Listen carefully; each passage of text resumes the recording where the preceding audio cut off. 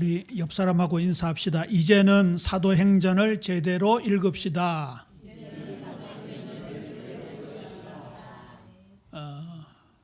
의미가 있는 제목입니다. 이때까지 먼 걸음 구약부터 또 복음서 읽었습니다. 예수님의 생애를 함께 읽으면서 또 새로운 차원의 성경 읽기가 펼쳐졌지요. 그런데 이제 제대로 읽읍시다. 어떤 의미가 있을까요? 저와 여러분에게 성경은 일단 양적으로도 방대하지만 영적인 축복 면에서 무한한 능력을 가지고 있습니다. 그렇기 때문에 수십 독을 하든지 수백 독을 하든지 내년에 또 읽든지 후내년에 10년 후 20년까지 읽을 때마다 새로워지는 것이 당연할 것입니다. 이번 주간에 사도행전을 읽으면서 그동안 잘못된 시각들이 바뀌어지고 우리의 마음속에 이 말씀이 깊게 담기는, 그래서 열매 맺는 귀한 은혜 역사로 일어나게 되기를 주님의 이름으로 축원합니다. 그동안 몇 번 말씀을 드렸지만 일반적인 독서법이 있지요. 많이 읽는 다독이 있고 또 자세히 읽는 정독이 있습니다. 숲을 보되 나무를 보지 못하는 것도 문제고 나무를 보되 숲을 보지 못하는 것도 문제입니다. 또 행간을 읽자 이런 말씀도 드렸습니다. 그런데 성경은 다독도 해야 되고 정독도 해야 되고 행간에 어떤 의미가 있는지도 살펴보아야 되지만 더 중요한 게 있다는 말씀을 드렸습니다. 우리의 온 몸으로 전 인격으로 읽어야 할 것입니다. 특별히 우리는 사복음서를 통해서 주님과 동행하면서 읽자. 그의 호흡과 그의 걸음과 그의 음성과 그의 기적을 함께 읽자고 말씀드렸습니다. 또 제자들의 얘기도 진행이 되어지는데 그 제자들의 불신앙, 때로는 낙심했던 것, 자신들의 중심의 내용들이 정체가 드러났던 것, 그 속에도 우리가 함께 해야 될 의무가 있습니다. 왜냐하면 우리의 모습이 그들의 모습과 다를 바가 없기 때문에 그렇습니다. 요한일서 1장 1절은 예수님을 3년 동안 따라다녔던 사도 요한이 그렇게 고백했지요. 태초부터 있는 생명의 말씀에 관하여는 우리가 눈으로 본 바요, 귀로 들은 바요, 자세히 보고 손으로 만진 바라, 틀림없이 체험에 대한 고백을 하고 있습니다. 그러는 중에 우리가 사도행전을 만났습니다. 사도행전을 어떻게 읽어야 할까요? 사도행전은 한 걸음 더 나아가야 합니다. 일단 야고보서 1장 25절에 보면 자유롭게 하는 온전한 율법을 들여다보고 있는 자는 듣고 잊어버리는 자가 아니요 실천하는 자니 그에게 복이 있다는 말씀이 있습니다. 여기 자유롭게 하는 온전한 율법이라는 것은 예수 그리스도 안에서 완성된 사랑의 법, 즉 복음이 가져온 자유, 진리의 말씀을 가리킵니다. 그 위에 22절에 보면 듣기만 하는 것은 자신을 속이는 것이다. 아멘 하고 은혜를 받았다고 느끼지만 실제 삶의 변화가 없다면 그것은 속이는 것이다. 잘못 읽는 것이다. 또 당시에 많은 유대인들을 향하여 야고보가 말씀을 증거했겠죠. 나는 말씀을 많이 아니까 괜찮아 라는 것도 성경을 잘못 읽는 겁니다. 이미 예수님은 산상수훈 결론 부인 마태복음 7장 24절 25절에서 같은 내용의 말씀을 하셨습니다. 그러므로 누구든지 이 말을 듣고 행하는 자는 그 집을 반석 위에 세운 집과 같으니 비가 오고 창수가 나고 바람이 불어도 무너지지 아니할 것이다 말씀하셨습니다.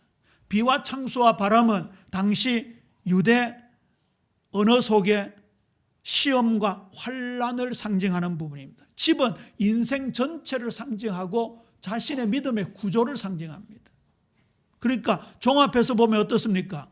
온몸으로 읽을 뿐만 아니라 이 말씀이 실천이 되어야 되는 건데 사도행전은 그 중에 가장 강력하게 실천해야 될 말씀입니다. 우리 예빈 모든 성도님들, 이번 주간 다음 주간 사도행전을 새롭게 제대로 읽어내는 귀한 은혜 풍성하게 되기를 주님의 이름으로 축원합니다. 그런데 이 사도행전의 전제는 명백하게 누가복음입니다. 특히 누가복음 24장 지난번에 함께 나누었습니다마는 엠마오 마을로 내려가는 두 제자에게 예수님이 직접 나타나셨습니다. 그리고 나중에 제자들을 친히 찾아가셔서 평강이 있을지어다 말씀해 주시고 성경을 풀어주시고 눈을 열어주시고 마음을 뜨겁게 하셨습니다. 누가복음과 사도행전은 한 저자이지요. 그리고 한 수신자입니다. 그러니 명백하게 24장의 제자들의 변화된 모습이 사도행전 1장으로 이어지고 있습니다. 그렇기 때문에 사도행전을 대할 때 누가복음에서 예수님의 생애와 함께했던 그 뜨거웠던 마음으로 읽어야 하는 거죠. 사도행전을 똑 떼놓고 전도 전략으로 읽는다든지 아니면 신비주의자들이 하는 그대로 와 놀라운 기적의 역사가 일어났다, 우리도 이런 거 체험하자, 그렇게 접근한다면 사도행전은 완전히 잘못 읽는 거지. 성령 하나님을 통해서 교회를 세상으로 보내시는 위임의 사건이 사도행전 1장입니다. 특별히 1장 8절이죠. 이번 주 다음 주 사도행전을 읽는 동안에 성령으로 역사하시는 새로운 느낌, 그 역동성을 우리가 체험하고 성령으로 역사하시는 주님을 만나는 귀한 은혜가 틀림없이 있어야 할 것입니다. 그리고 한 가지 더요. 66권 성경을 전체로 보면 사도행전 직전에는 무슨 성경이 있지요? 너무 쉬워서 대답 안 합니까? 사도행전 직전에 무슨 성경이 있습니까? 요한복음이 있습니다. 우리가 요한복음의 결론은 무엇으로 내었습니까? 예수님께서 베드로에게 또 저와 여러분에게 사랑합니다 고백을 듣기를 원하는 것으로 결론을 맺었습니다. 우리 다시 우리 주님께 사랑을 고백합니다. 예수님, 사랑합니다. 66권이 순서대로 진행되어질 때 요한복음의 결론을 가지고 사도행전을 읽어야 되는 것은 지극히 당연한 거죠. 자, 그러면 본론으로 들어갔어요. 새로운 관점에서 사도행전을 읽을 것이고 또 읽힐 것입니다. 누가복음과 사도행전의 상관관계를 좀 더 세밀히 살펴봅니다. 누가복음은 예수님이 행하시던 일과 가르치심을 기록했다면 사도행전은 거기에 따르는 역사가 지금도 계속 되어진다는 것을 기록하고 있습니다. 한 가지 차이가 있다면 제자들을 향하여 또 저와 여러분을 향하여 교회를 향하여 너희들이 이 일을 이어갈 것이라는 위임의 말씀을 주고 있지요. 누가복음 1장 1절에서 4절에 보면 예수님을 통해 이루어진 사실을 기록하는 사람들이 많았는데 데오빌로 각하에게 이 말씀을 내가 전하는 것은 알고 있는 바를 더욱 확실하게 하기 위함이다. 사도행전 1장 1절을 한번 읽어볼까요? 1장 1절 2절을 함께 읽습니다. 시작. 데오빌로여, 내가 먼저 쓴 글에는 무릇 예수께서 행하시며 가르치시기를 시작하심부터 그가 택하신 사도들에게 성령으로 명하시고 승천하신 날까지 이 일을 기록하였노라. 아멘. 예수님의 전 생애를 데오빌로 당신이 보지 않았느냐? 나의 기록을 읽지 않았느냐? 거기에 참여하지 않았느냐? 그 누가복음을 전제하고 사도행전을 말씀하고 있습니다. 우리가 예수님의 행하심과 가르치심 그 전체가 우리 몸에 담겨져 있어야 된다는 얘기죠. 어느 분이 그런 간증을 고백을 하더라고요. 너희는 온 천하에 다니며 만민에게 복음을 전파하라는 지상대명이 있지 않습니까? 마태복음에는 하늘과 땅의 모든 권세를 내게 주셨으니 그러므로 너희는 가서 모든 민족을 제자로 삼아 세례 주되, 그 다음에 무슨 대목이 나옵니까? 내가 분부한 모든 것을 가르쳐 지키게 하라. 마태, 마가, 누가, 요한복음. 그 다음에 앞으로 서신서를 우리가 함께 읽게 될 텐데 그 서신서의 저자도 예수의 영, 성령이십니다. 우리 성도님들 작년 올해 좀 관점이 바뀌는 것 중에 하나가, 저는 최소한 그렇습니다. 성경이 전체 다 복음으로 들려야 합니다. 맞습니까? 안 맞습니까? 맞습니다. 전에 어느 중직자가 구약을 읽다가 목사님 너무 무서워요. 꼭 지옥 갈 것 같아요. 이러면서 저한테 장로님이 고백을 하시더라고요. 그런데 이번에 어느 집사님은 하나님의 사랑을 느꼈다고. 이렇게 상반되게 차이가 납니다. 종종 말씀드리지만 구약에는 하라 하지 말라라는 조항이 600여 가지가 나오는데 이 얇은 신약에는 1300여 가지가 나옵니다. 하라 하지 말라 하는 그 말씀조차도 부담이 아니라 복된 소식, 기쁜 소식으로 들려야 하는 것이 우리 하나님의 자녀들의 기본적인 자세입니다. 자, 논리적으로 설명해 볼까요? 예수님을 믿고 하나님 자녀가 되었습니다. 그 부분이 정말 감사하지요. 죄에 고민하던 분들, 아니면 특별히 개인적인 상처라든지 또 가문의 독특한 문제라든지 그런 부분들에 예수님이 십자가 보혈이 용서했다, 해결했다, 그게 기쁜 소식이 틀림이 없지요. 그런데 그 뒤에 우리의 삶을 보세요. 아직도 우리 속에 남아있는 부분들이 있습니다. 우리가 가야 될 방향, 우리가 어떻게 살아야 될 부분, 이런 데 대한 고민을 가지고 있는 분들이 틀림없이 있습니다. 더군다나요, 하나님의 자녀가 되어 성령이 내주하시면 그 마음이 우리 속에서 근본적으로 일어나야 하는 거죠. 우리 성도님들 죄를 지어도 양심의 가책이 없고 계속 반복해서 죄를 지어도 즐겁고 기쁘고 이렇습니까? 슬프고 양심의 가책이 됩니까? 슬프고 양심의 가책이 되죠. 그게 하나님 자녀의 본 모습입니다. 그렇다고 한다면 이런 부분들을 치유받고 구속함을 받고 해결함을 받고 내가 새로운 길을 살아가야 되겠다. 전에는 돈의 노예가 되었고 죄의 노예가 되었는데 이제는 내가 이것을 이기고 살아가겠다. 그때 로마서 6장 같은 6절 같은 말씀이 나오잖아요. 예수님의 십자가가 우리의 모든 죄와 저주를 해결하셨다는 말씀도 있지만 죄와 싸워 이길 수 있는 능력도 부여해 주신다. 십자가의 도가 멸망하는 사람들에게 미련하게 보이지만 구원을 받아가는 우리에게는 하나님의 능력이 된다. 두렵고 떨림으로 너희 구원을 이루라. 이런 말씀들이 우리에게 복되게 들려야 하는 게 지극히 당연한 거지.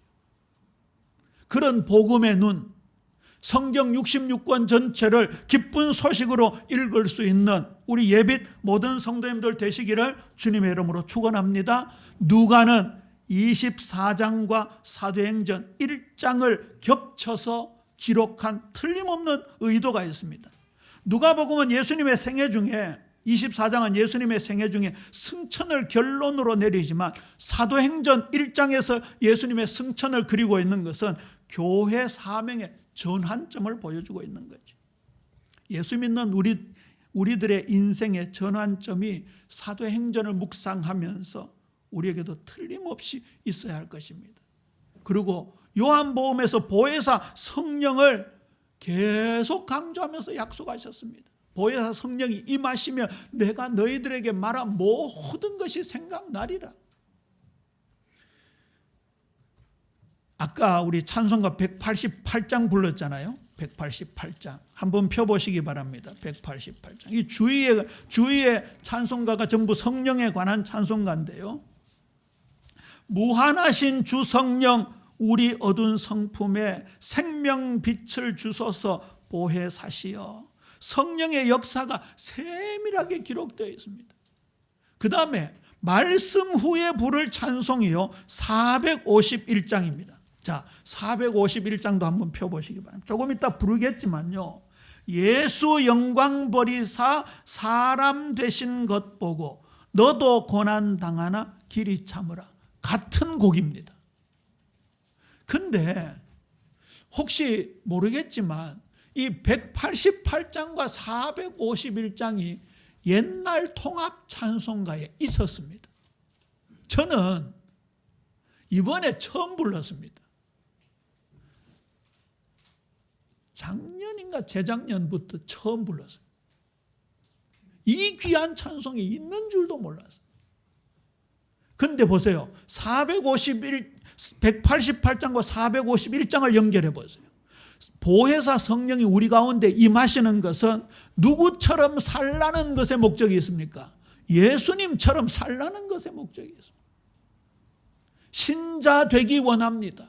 십자가를 질 수 있나? 주가 물어보실 때 전부 예수처럼 살라고 주신 겁니다.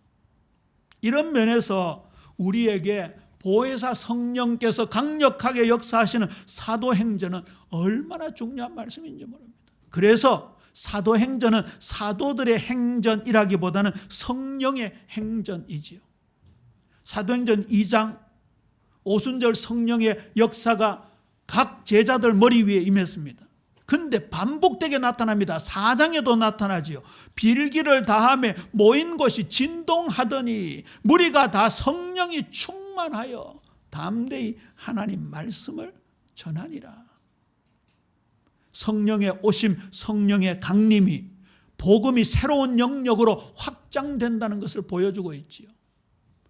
아까 동그라미 그림이 계속 확산되는 걸 그림으로 나타냈잖아요. 그 중심에 예수님의 복음의 말씀이 있습니다.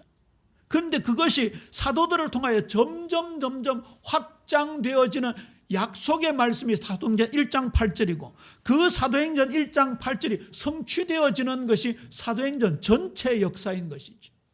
더군다나 다음 주에 우리가 함께 말씀을 나누겠지만 사도행전도 원래는 서신서입니다. 우리가 역사서로 분류하지만 누가라는 사람이 데오빌로에게 보낸 편지글입니다. 그러니까 첫 서두가 데오빌로여라고 편지하고 있잖아요.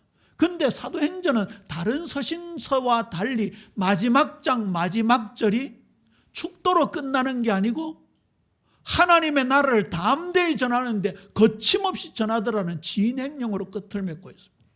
그래서 저와 여러분에게는 사도행전 29장이 남아있고 30장이 남아있고 우리 교회 전 역사를 통하면 어떤 면에서 2025장을 지금 진행해 나가고 있는 것이죠.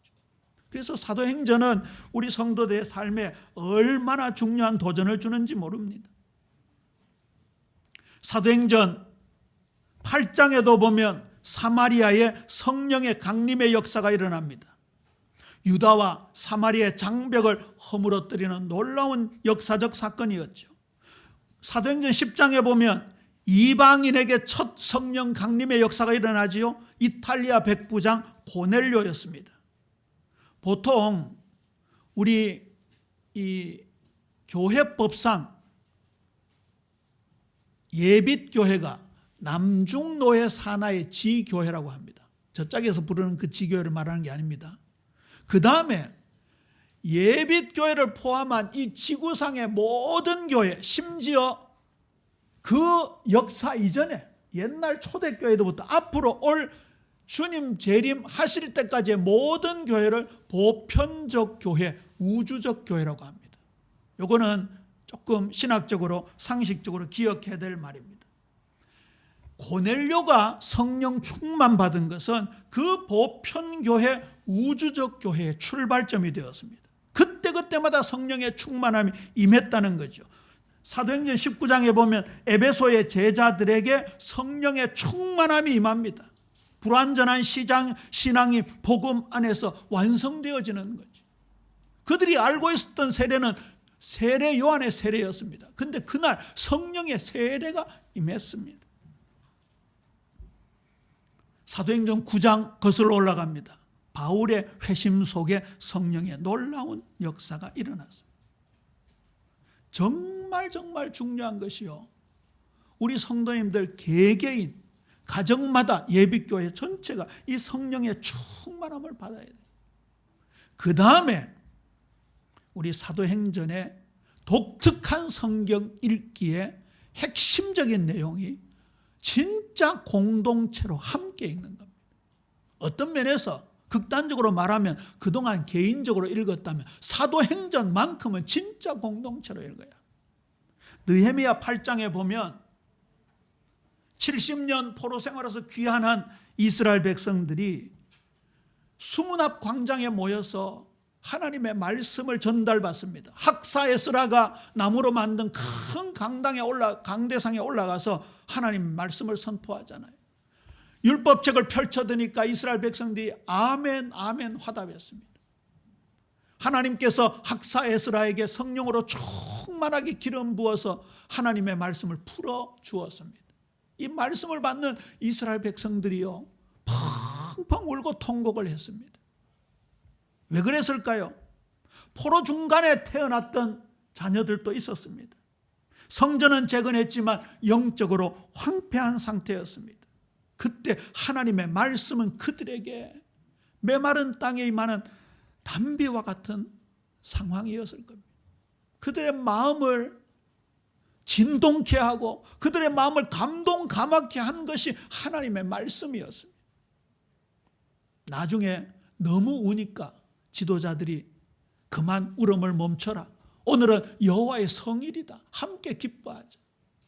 그 눈물 속에는 회환도 있을 것이고 또 해방의 기쁨도 있을 것이고 하나님의 말씀을 처음 듣는 아이들이 그 말씀 앞에 너무너무 감사한 그런 마음들이 있었을 것입니다. 그러면 이번 주간에는 사도행전을 읽으면서 어떻게 읽어야 될까요? 우리 각자 이 시간이 다르잖아요. 뭐 이렇게 직장 삶도 다르고, 그래서 어떤 분은 아침에 읽는 분도 있고 어떤 분은 오늘 다 읽으시는 분도 있고, 그렇겠지만 이 성경을 지금 우리 장로님이 읽고 계시겠구나. 이 성경을 우리 집사님들이 읽고 있겠구나. 이 성경을 우리 권사님이 읽고 있겠구나. 또 새벽에 15장까지를 5번 걸쳐서 함께 나누잖아요. 새벽에 우리 함께 말씀 받는데 이 말씀을 가지고 오늘 우리 진짜 복음으로 살아내자, 성령 인도받아 살아내자, 그런 마음을 가지고 읽는 거 아니겠어요? 그래서 사도행전 2장 42절에 보면 그들이 사도의 가르침을 받아 서로 교제하며 떡을 떼며 오로지 기도하기에 힘쓰더라. 한 말씀을 가지고 초대교회가 함께 떡을 떼고 기도했다, 그 말입니다. 자, 그게 두 번째입니다. 재해석이라는 단어를 썼습니다. 조금 표현이 하나님 앞에 죄송스러운 표현일 수도 있습니다. 정확하게 한다면 좀 올바른 해석이라고 할까요? 제가 재해석 내지는 제대로 읽자라는 이 단어를 쓴 이유는요, 성령의 역사, 오직 성령이 너에게 임하시면이라는 이 구절을 극단적 불건전 신비주의자들은 뭔가 은사가 나타나는 것으로 해석을 합니다. 봐라, 초대교회가 마가다락방에서 불같은 성령이 있어서 방언이 터졌지 않느냐. 4장에도 역사가 일어나고 8장에도 역사가 일어나고, 어떤 경우에는 바울이 손수건을 얹었는데 치병의 역사가 일어났지 않느냐. 그런데 초점을 맞추어 가지고 사도행전 1장 8절이나 사도행전 전체 성령의 역사를 무슨 은사 받는 것에 초점을 많이 맞추었습니다. 이건 저희들이 경험했던 바이기 때문에 말씀을 드리는 겁니다. 그 다음에 지난번에도 예고해드렸지만 사도행전만 딱 떼가지고 사도들이 이렇게 전도했지 않느냐라는 전도 시스템, 전도 전략으로 읽는다면 진짜 잘못된 것이라는 얘기죠. 사도행전은 베드로 사도가 성령 충만 받아 예수 그리스도 이름으로 말씀을 증거하고 거기에 하나님의 놀라운 기적의 역사가 일어났습니다. 스데반 집사님은 돌에 맞아 순교했습니다. 바울은 복음의 열정으로 살아가는 삶의 흔적을 기록한 것이 사도행전입니다. 그러면요, 성령이 임하시면 무슨 의미를 가지고 있을까요? 아까도 말씀드렸지만 예수님의 전생애와 함께 걸어가고 있는 부분입니다. 성령이 임하시면 조건절이고 증인이 되리라는 결과절입니다. 여기 증인도요, 우리 입으로 뭘 중얼중얼 하는 게 아닙니다. 진짜 체험한 것을 증거하는 거지요. 성령의 능력이 임하지 않고는 증인의 삶이 불가능합니다. 아까도 말씀드렸지만 성령 충만한 삶의 변화로 이어져야 합니다. 제가 성령 충만이라고 할 때 충만이라는 단어를 넘친다라는 뜻으로 창일로 바꾸자는 말씀을 드렸잖아요. 요 헬라어도 기억해 두시기 바랍니다. 플레로마라는 단어입니다. 헬라어 플레로마가 충만이라는 단어인데요, 이건요 흘러 넘치다라는 뜻을 가지고 있습니다. 단순히 가득 차다가 아닙니다. 가득 차서 목적을 이루는 상태, 넘쳐 흐르는 상태, 굉장히 역동적인 개념의 단어입니다. 예수님께서 그렇게 말씀하셨잖아요. 나를 믿는 자는 그 배에서 생수의 강이 흘러나오리라. 그게 진짜 충만입니다. 에스겔서 47장에 성전 동편에서 스며 나온 물이 사막과 광야를 살리고 죽은 사해바다를 살릴 수 있을 정도로 강력하게 흘러 넘쳤던 그게 성령 충만입니다. 그래서 넘친다라는 뜻의 성령 창일이라는 신조어를 한번 만들어 봤죠. 어거스틴은 이렇게 말했습니다. 성령은 충만하신 분으로 우리를 채우시되 넘치게 하여 다른 이를 채우게 한다. 흘러 넘쳐야 채워지는 거죠. 여기 컵이 물에 그냥 찰랑찰랑 있어가지고는 다른 사람들을 마시게 할 수 없습니다. 사마리아 여인에게 예수님 하셨던 그 성령 충만은 지금도 계속 이어져야 되는 거죠. 칼빈은 이렇게 말했습니다. 성령 충만은 단지 내면의 은혜만을 말하는 것이 아니라 교회를 세우는 능력의 유출, 흐름이다 말씀했습니다. 존 스토트 목사님은 성령은 흐르는 강물과 같다. 우리 예비 성도님들 가슴 속에서부터 복음의 말씀이 풍성히 넘쳐나되 강력한 성령의 역사가 창일되어지는 은혜가 있게 되기를 주님의 이름으로 축원합니다. 그래서 사도행전 1장 8절을 저는 한 4가지 정도로 그렇게 제목을 잡아봤습니다. 조금 어려울 수 있죠. 성경신학적 관점, 또 교리, 조직신학적 관점을 말한 겁니다. 복음적인 관점, 실천신학적인 관점에서 사도행전을 1장 8절을 한번 다시 살펴보자고요. 성경신학이라는 말은 성경을 정확하게 원어적으로 분석해서 해석하자, 그 다음에 우리말의 내용을 그대로 직역하면 서양 사람들이나 다른 나라 사람들이 잘 모를 수가 있습니다.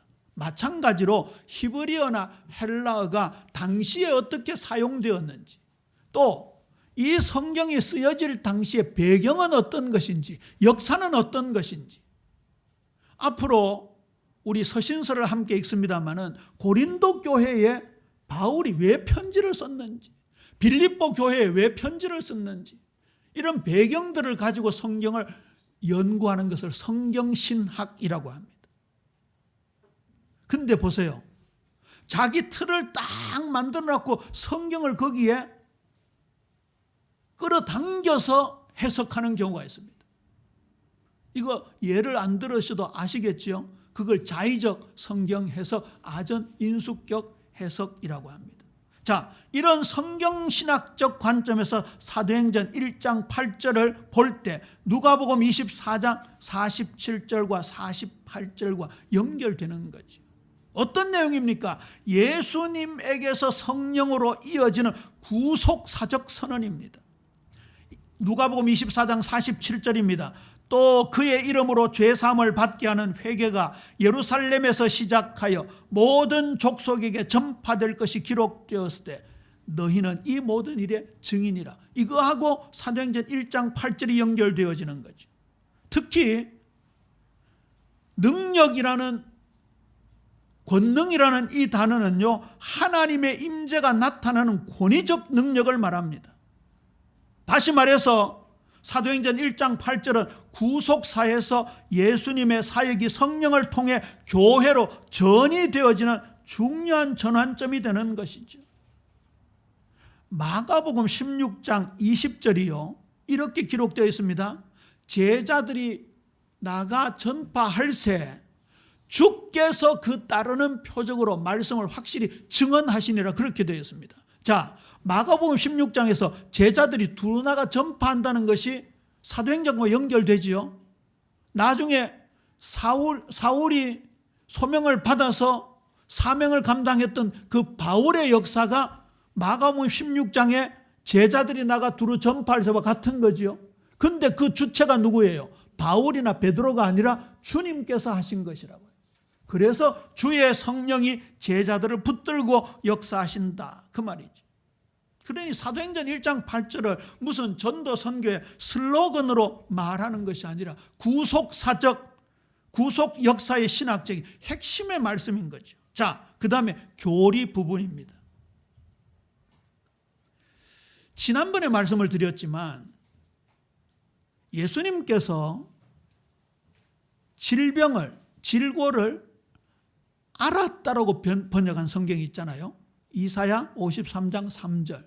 그는 질고를 아는 자라고 우리 성경인데 새 번역에서는 그는 질고를 앓는 자라고 번역했다. 그게 성경신학적으로 보면 가능성이 있는 해석이에요. 그런데 조직신학적인 관점에서 볼 때 예수님은 무흠하시다는 교리가 형성되어 있어요. 그러니까 조직신학은 66권 전체를 아우르는 굉장히 중요한 신학이에요. 거기에서 정리된 것이 교리예요. 자, 그런 교리적인 관점에서 볼 때 사도행전은 뭐예요? 삼위일체적 선교의 선언이에요. 누가복음 3장에 보면 성령이 비둘기 같은 형체로 예수님이 세례받으실 때 그 위에 임하셨어요. 하늘로부터 소리가 나기를 너는 내 사랑하는 아들이라 내가 너를 기뻐하노라. 예수님께서 세례받으실 때 성령이 비둘기같이 임하시고 성부 하나님께서 그 세례받으시는 예수님을 향하여 이는 내 사랑하는 아들이요 내 기뻐하는 자라 말씀하셨습니다. 사도행전 2장 33절을 보세요. 하나님이 오른손으로 예수를 높이심에 그가 약속하신 성령을 아버지께 받아서 너희가 보고 듣는 이것을 부어주셨느니라. 성령의 충만한 임재에 성부, 성자, 성령의 놀라운 역사가 임재하고 있다는 거예요. 그래서 사도행전 1장 8절은 성삼위 하나님께서 역사하시는 놀라운 현장이다. 우리가 꼭 기억해야 할 것입니다. 자, 복음적인 관점에서 봅니다. 예수님의 약속이 이루어지는 순간이었죠. 누가복음 4장에 보면 예수님께서 성전에 올라가셔서 이사야서를 펴시고 그 기록된 것을 읽으십니다. 주의 성령이 내게 임하셨으니 이는 가난한 자에게 복음을 전하게 하시려고 내게 기름을 부으시고 나를 보내사 포로된 자에게 자유를 눈먼 자에게 다시 보게 함을 전파하며 눌린 자를 자유롭게 하고 주의 은혜의 해를 전파하게 하심이라 하였더라. 사도행전 2장 32절에 그 내용이 나오지요. 이 예수를 하나님이 살리신지라 우리가 다 이 일의 증인이로다. 예수님께서 이사야의 예언을 그대로 선포하셨다는 것을 내가 이 삶을 살아낼 것이다. 그런데 사도행전 2장 32절에서는 그 예수를 하나님께서 부활시키셔서 우리에게 성령으로 충만케 하시고 우리에게 그 부활의 증인으로 서게 하셨다라는 내용입니다. 자, 실천신학은 우리가 성경신학, 조직신학, 또 역사신학이라고 있습니다. 이런 신학들을 배워서 목회를 어떻게 할 것인가 이런 부분에 적용하는 것을 실천신학이라고 하는데 실천신학의 측면에서 사도행전 1장 8절은 무엇입니까? 교회를 증인 공동체로 세우는 성령의 역사입니다. 그래서 이번 주간에 사도행전을 읽을 때 우리가 공동체로 함께 읽자라고 한 것이죠. 누가복음 10장 1절에 보면 70인 제자를 파송하시면서 성령으로 충만케 하셨습니다.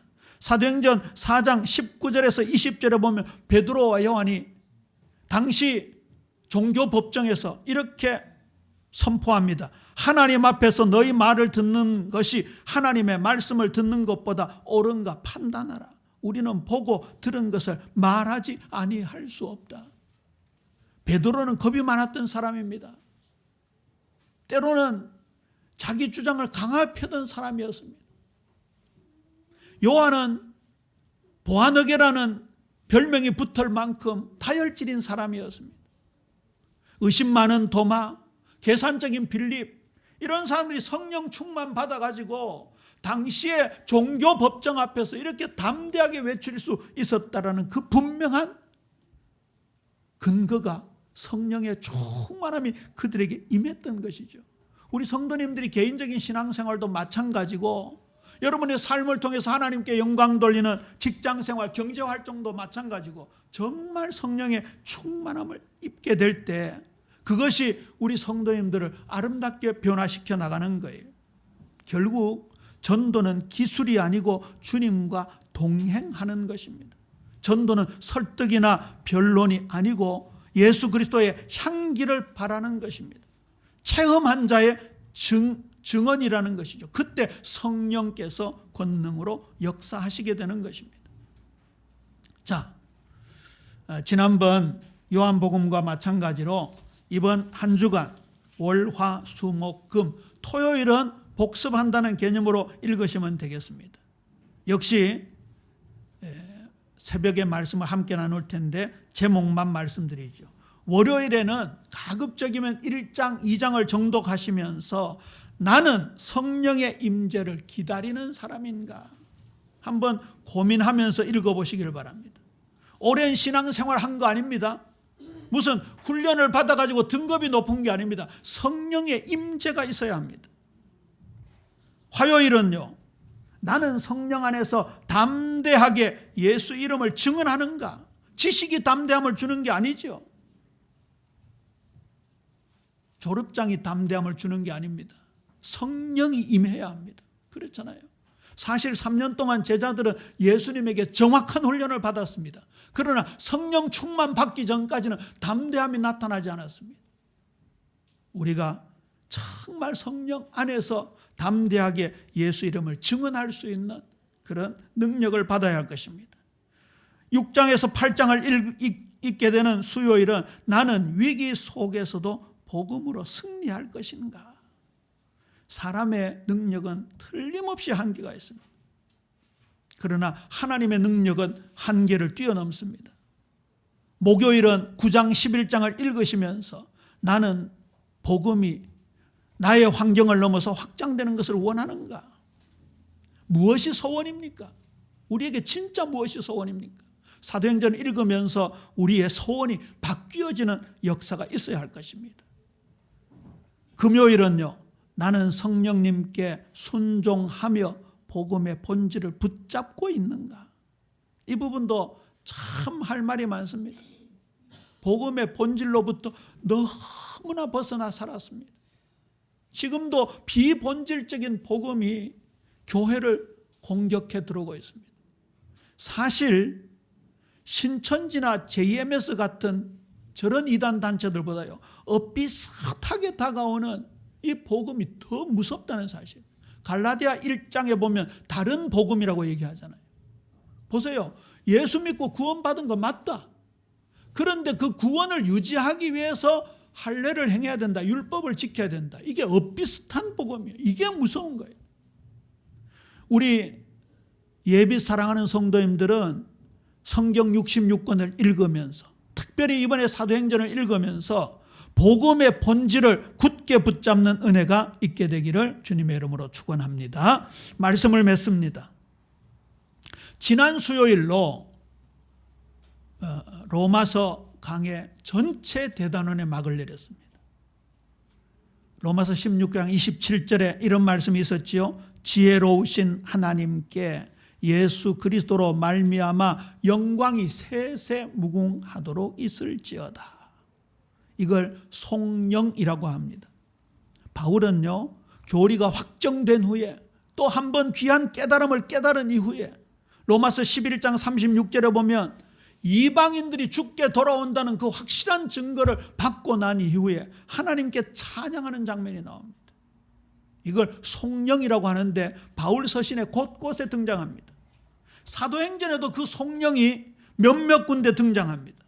안전뱅이가 일어나자 모든 백성들이 크게 놀라 솔로몬의 행각에 모였습니다. 그때 베드로가 이렇게 말합니다. 이스라엘 사람들아, 이 일을 왜 놀랍게 여기느냐? 우리 개인의 권능과 경건으로 이 사람을 걷게 한 것처럼 왜 우리를 주목하느냐? 나사렛 예수의 이름이 이를 걷게 했다. 이스라엘 백성들 앞에서, 예루살렘 성전 앞에서, 종교 법정 앞에서 하나님의 이름을 드높였습니다. 요한계시록은 성경 66권의 마지막 부분 아닙니까? 요한계시록은요, 여기에 쓸 수 없을 만큼 성령으로 가득 차 있습니다. 1장 6절에 보면 그의 아버지 하나님을 위하여 우리를 나라와 제사장으로 삼으신 그에게 영광과 능력이 세세토록 있기를 원하노라. 19장 1절입니다. 할렐루야, 구원과 영광과 능력이 우리 하나님께 있도다. 요한계시록은 신학적으로 하나님 중심적인 예배의 책입니다. 여기 성령은 단순한 찬송이 아니라 역사의 목적을 드러낸다고 말씀하고 있습니다. 소열의 문답을 우리가 함께 나누었지만 1문에서 사람의 제일 되는 목적, 영광을 얘기했습니다. 그런데 마지막 107문이 주님 가르치신 기도의 마지막, 대개 나라와 권세와 영광이 아버지께 영원히 있사옵나이다로 그렇게 끝을 맺고 있습니다. 우리의 삶, 우리의 신앙생활, 숨쉬고 밥 먹는 것까지, 일하는 모든 것까지 하나님께 영광 돌리는 것으로 하나님은 소원하고 있습니다. 우리 예비 사랑하는 성도님들의 삶의 생애 전환점, 그리고 가치의 변화, 진짜 이것이 복음이구나 깨닫는 그때 이 귀한 축복을 주신 성삼위 하나님께 찬양 영광 돌리는 귀한 은혜 풍성하게 되기를 주님의 이름으로 축원합니다.